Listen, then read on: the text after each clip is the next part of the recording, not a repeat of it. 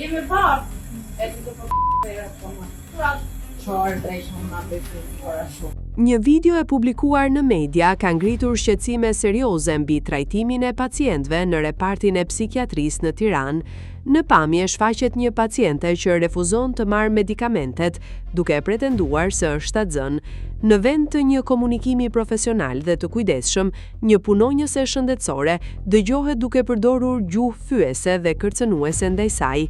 Ngjarja ka shkaktuar reagime të forta publike, pasi sjellja e treguar në video konsiderohet shkelje e rëndë e etikës profesionale dhe e dinjitetit të pacientit. Pas publikimit të videos, Qendra Spitalore Universitare Nën Tereza reagoi zyrtarisht duke deklaruar se rasti është verifikuar dhe punonjësia e përfshirë është identifikuar. Sipas QSOT-s, kanë nisur procedurat administrative dhe disiplinore në përputhje me legjislacionin në fuqi.